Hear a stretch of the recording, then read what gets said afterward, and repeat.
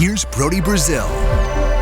You know, of all the big-time, high-level stories floating around Major League Baseball right now, I truly feel like this one is not getting covered enough. It's certainly not getting enough attention.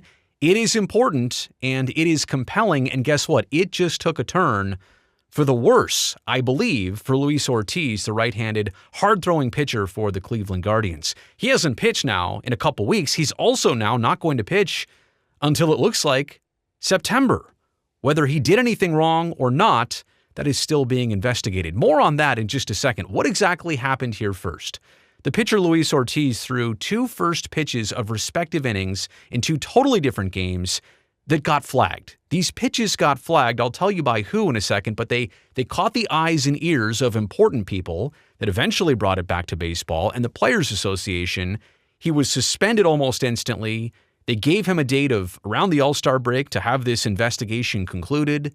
They could not conclude the investigation. But going back to the two pitches, they were thrown on June 15th and June 27th, respectively, one game against the Mariners, the other game against the Cardinals.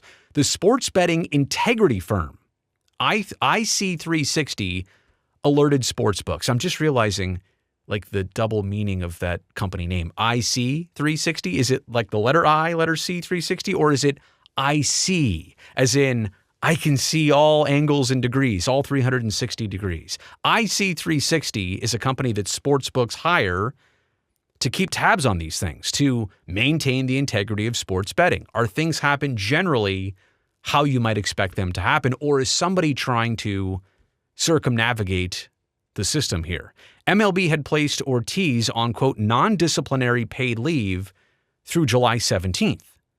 Feels like they wanted to have this all sorted away right after the All-Star break. They'd make a decision. They'd bring him back to the Guardians. He could keep pitching the rest of his season. By the way, during that time of non-disciplinary paid leave, he could not be with the team, cannot work out with the team, can't go to spring training headquarters with the team, can't do anything, can't go back to Arizona, cannot pitch, cannot be around the team. Ortiz is basically shut down. The significance of why they would set him aside and what this alert was all about, the alert on Ortiz's first pitches flagged bets in Ohio, New York, and New Jersey. Betting on the result of first pitches is offered by some sports books with such wagers commonly referred to as microbets. So you're not betting on the game, you're not doing a parlay necessarily, you're doing these microbets like, what is the first pitch of the bottom of the third inning going to be? Ball or a strike? And by throwing these pitches as far out of the strike zone as Ortiz did, I'll just show you the examples here, it kind of makes it obvious. Here in Seattle, that pitch is like off the screen. You can see where the strike zone is drawn in there, and that green arrow is pointing to where the baseball is. Ortiz basically spiked it with Randy Arozarena at the dish there. Bottom of the second, just like I said.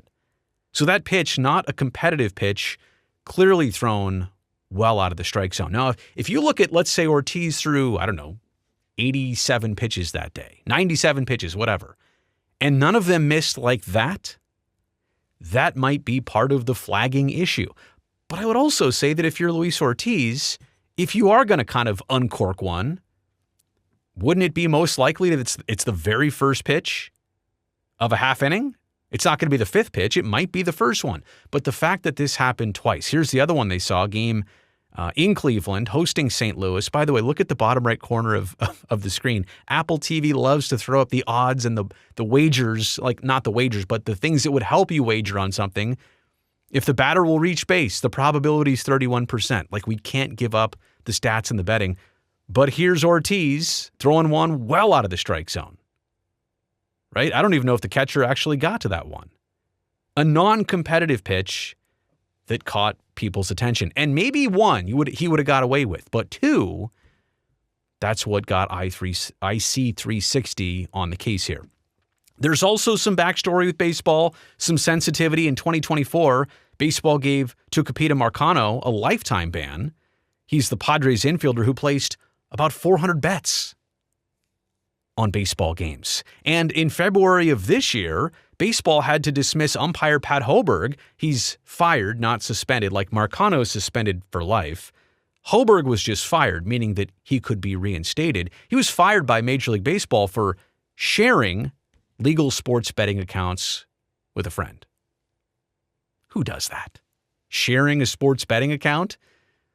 Sounds like quite the story. Baseball didn't budge. They fired him. Like Pat Hoberg, a great umpire. He once he offered it and authored it, a perfect game umpiring a World Series game. He called every single ball and strike correct. Was it the 2022 World Series? Every single one, according to computer, was verified. Nobody else that I know of in a World Series game has ever done that in modern times. He's a good umpire. He just screwed up with the sports betting. He could not leave it alone. The plan was Ortiz's paid leave, which ends at the conclusion of the All-Star break, was negotiated between the league and the MLB Players Association. If the investigation remains open, the leave could be extended. Spoiler alert, the All-Star game has come and gone. His leave has been extended. The investigation continues. The update is this officially, quote, MLB and the MLBPA, Players Association, have agreed to extend Guardians pitcher Luis Ortiz's non-disciplinary paid leave through games of August 31st. I mean, as I record this, it's honestly right now July 21st. That's another 5+ weeks, almost 6 weeks, while MLB continues its investigation. They didn't say August 1st. They said August 31st. There's got to be something deep here. There's got to be some drama here. They must have something here, and that's where I get to my takeaways. Extending this another 6 weeks means it's bad. And I'm not the kind to say, well, I already know how this is going to play out. I don't. I would hope for a best-case scenario and that there is some reason and explanation behind this and that they'll find out some facts and we'll all just move on. But I worry about sports betting and how some people can't get away from it, how some people are addicted to it, some people are maybe bought out by it. That's another thing here. Maybe this isn't Ortiz betting on anything. Maybe he's being paid to throw these certain pitches, these non-competitive pitches, so somebody else can win a bet, hypothetically. Ortiz, by the way, as I mentioned, he can't work with the team, be with the team. His season, right, if he's been shut down for a couple weeks and now he's got basically 6 more weeks of being shut down, his season has to be finished, right? And that's unfortunate if he did nothing wrong. Hypothetically, if he did nothing wrong, super unfortunate. Somebody's season ended basically at the midway point, a little after the midway point. But MLB cannot afford to have any other bad looks. I get it. I know why they're sensitive. They really have to make sure that, like, this should be the end of it. And if it's not, I mean, I feel like they're trying to make examples out of people. They're taking no shortcuts to really trying to make sure that people understand the discipline that comes with this, understand the speculation that comes with this. If there's any question about what's happening with you, we're just going to shut you down immediately. Then we're going to take our time and go through this process diligently. It's almost to the extent with Ortiz and possibly anybody else who is accused of sports betting. And you know what? The issue and the concerns of sports betting, they are a legitimate problem right now in pro sports. Well, in amateur sports too. There's a whole college situation going on. We can save that for a different time. But especially with the quantity of baseball games, the fact that it's the only thing on all summer long, really for betting purposes, it's almost like baseball is saying now, everybody is guilty until proven innocent. Because we don't want this problem to get worse. We're tired of this problem already.